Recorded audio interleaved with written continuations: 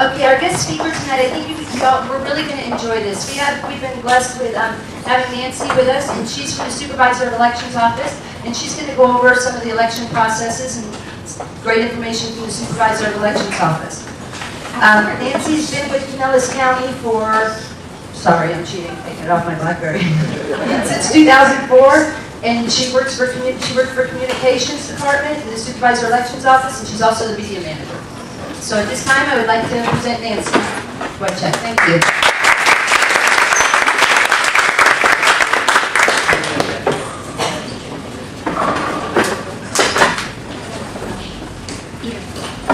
Thank you. Can you hear me? Could be a little louder. I'm going to come closer. Okay. Here we go. Closer. Okay. I'm going to sit it on my chin. How's that? Okay, yeah. I've got a quiet voice. I've always had that. Anyway, as she said, I went to the Communications Department a couple years, and then we went into the Supervisor Elections Office. But actually, I was working on elections the whole time because Deborah Clark's the one who actually hired me and just placed me in a spot in the Communications Department. But I was still technically working for her, so. It's been a pretty good ride. 2004 was interesting with the runoffs and the recounts and everything. We had a judicial recount that we weren't expecting, things like that, but there's always something that's different every election. This last election that we had, the 2010 primary, there was something very unique about it. For the first time, we had more people voting by mail than voting at the polls or the voting. We had 58.7% voting by mail. So we had mailed out 239,000 ballots to people who had requested no ballots, and about 40% had returned them. But that's still turned into 86,000 people. So that's a pretty good turnout. The thing is, over the last few years, we've been having an increase in mail ballots. And this was the first time we had a countywide election where more people voted by mail. But we had two city elections in 2009 where the same thing held true. Those were the two St. Petersburg elections, which were pretty large also. They have, about a third of the population of the county, so it was a pretty big election. And they had 54% voting by mail for their primary and 54% voting by mail for their general. So it is becoming more popular, and you can see why with all the convenience that you get from just voting at home. Some other highlights from our election we just had. We started our early voting wait times posting on the website, and we had no waiting the whole time, so it was pretty easy. All we had to do was update the time. So we did that every hour, and I think it'll be a little bit more interesting to watch for the general because we're expecting a higher turnout, obviously, for the general.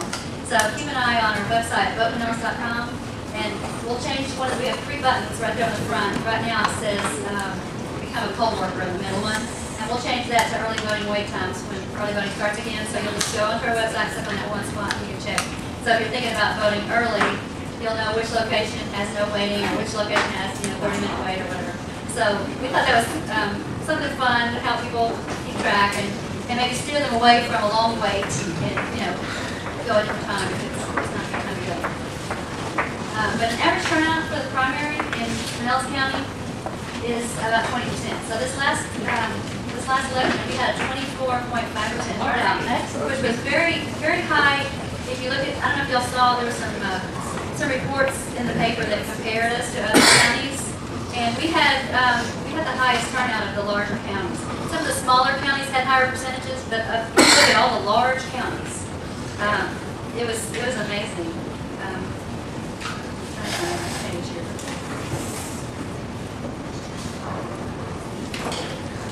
I'll come back to that.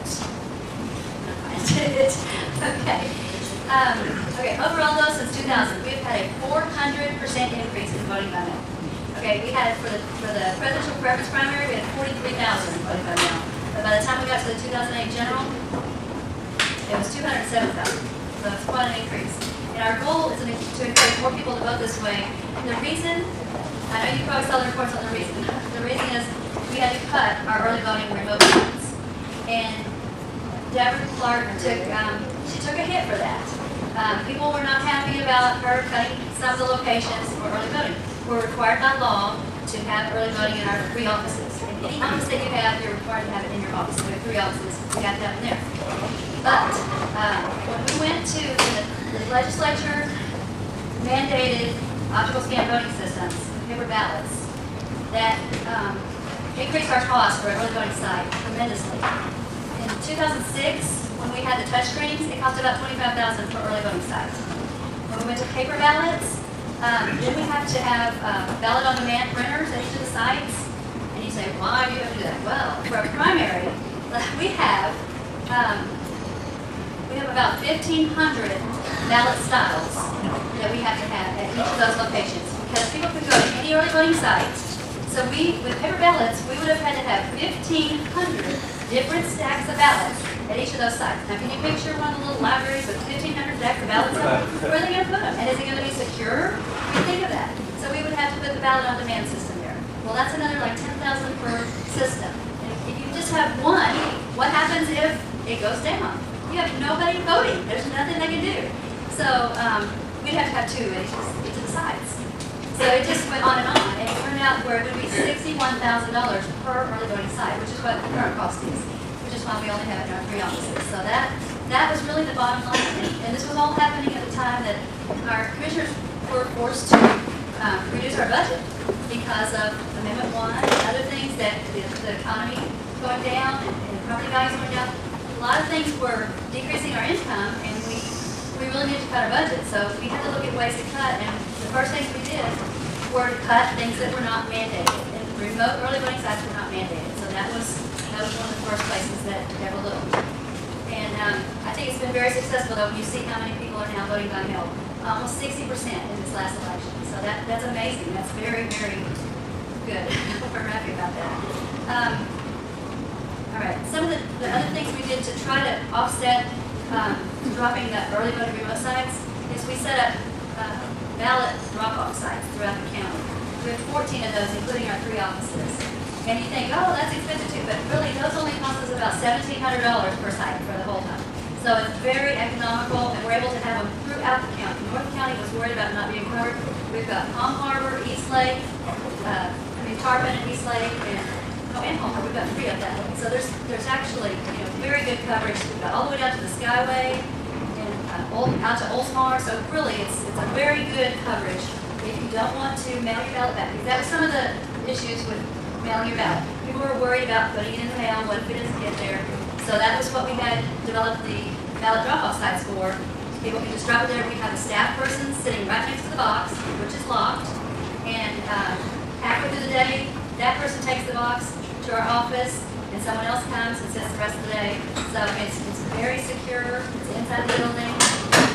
And then in our office in Largo, we actually have a drive-through the last couple of days. We have a drive-through. We had a tent set up out in front, and we had the ballot box sitting there. A person standing right there. You could just drive up, put your ballot in the box. You didn't have to get out. That was helpful because we had a lot of rain during those times. I don't know if you remember that.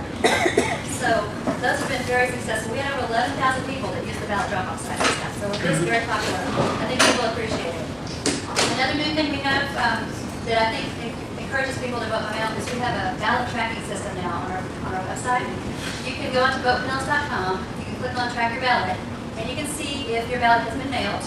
You can see if we received it. And then after the election, you can actually go on and see if your ballot was accepted. If for some reason, like if you didn't sign the outside of the envelope, or if maybe you signed your husband's or your wife's ballot. Now, actually, that one, I have to let you in a little secret. Usually, the canvassing board will accept those. If a husband and wife signs each other's ballots, and they're the same ballot style, which they normally would be unless they're opposite parties. For a primary, they could be opposite parties. But if there's the same ballot style, and they both had requested ballots, and the signatures both match what we have on file, there's no reason they wouldn't accept it. So I didn't want to scare you with that one. I want you to know the truth. They would accept that. Anyway, in fact, I have to say, the canvassing board consists of a county judge, and it's been Judge Patrick Fidel, for many years, I'd say 18 years at least. He's been our chairman. He's very knowledgeable in election law, and we really appreciate having his expertise on our canvassing board. And then our chairman of the county commissioners is also on the canvassing board, and this year it's Karen Seal. But each year, whoever the chairman is serves on the canvassing board. And then the third person is Deborah Clark, Supervisor of Elections. So those are the three by law. Those are the three people who serve on the campaign board. If for some reason one of those people is active in a campaign, they cannot serve on the board. Even if it's Deborah Clark, she can serve as an advisor, but she cannot vote on any of the decisions on the questionable ballots or anything. She can just advise. And we would have a judge appoint an alternate in that case. But anyway, those are some of the things about voting by mail. And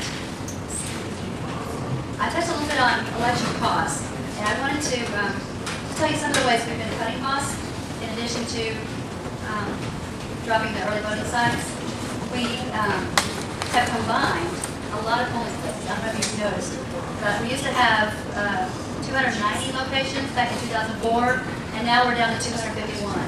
So every time we can cut a polling place, and let me tell you, the way we can cut these polling places is there are fewer people going to the polls because they've already voted by mail. So we don't need as many places. If fewer people are going, we can combine two that are next door to each other and save a lot of money. So it saves our polling costs, our poll worker costs. The number of poll workers has gone from 365 teams. And a team consists of a clerk, assistant clerk, usually 3 inspectors, 2 deputies, a machine manager. Usually that's about what we have for a team. But we used to have 365 teams for 2004 election. And this last election we had 255. So 110 fewer teams. So that does save a lot of money when you think of, 6 or 7 people for each team. So that it also reduced our costs with training because we pay each of these people for training every time they come to a class. As fewer letters we have to send out for assignment letters, I mean, just on and on. It does save us so much money when we can reduce that many people. And we've ended up, the actual number of poll workers is about 1,000 less than we used to use. So it's quite a bit. We did have to change some of the positions on our poll workers. We used to have a provisional ballot manager, and now provisionals are handled by our assistant clerk because we needed someone to be the ballot distribution manager. Before, we used to just hand you a little card so you could go to the touch screen, and now we have to actually make sure you got the right ballot and all the, there's several more steps. So we had to put an extra person on each of the teams. But by having fewer people voting at the precincts, it also helps us save money on ballot printing costs because we used to have like 100% of the number of expected voters. We had to have a ballot for each of them available there when we first started with the paper ballots because we had no idea how many were going to show up. And if you don't have enough ballots there, you're sunk because they start coming up and you're out of ballot.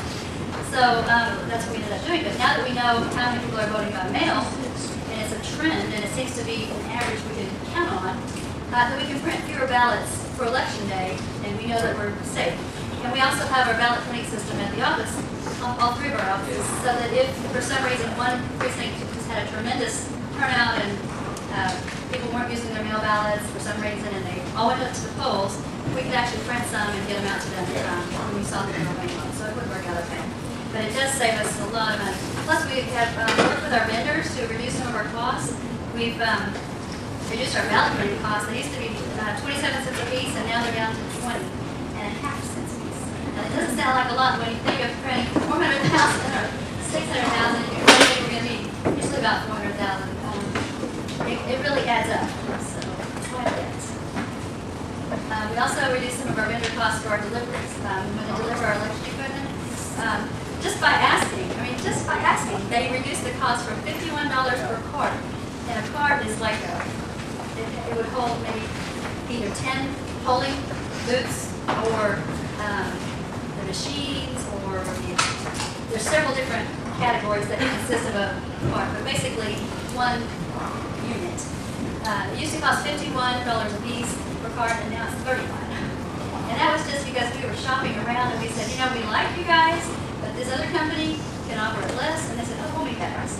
That's nice. Isn't that nice? So we really like that's Rex Moving Company. I should tell you who's doing it. They also do pianos, so we feel secure that they are careful. They're taking care of sensitive equipment. They'll take bounce it around. What now? Is it how ungovernmental of you? Best friend.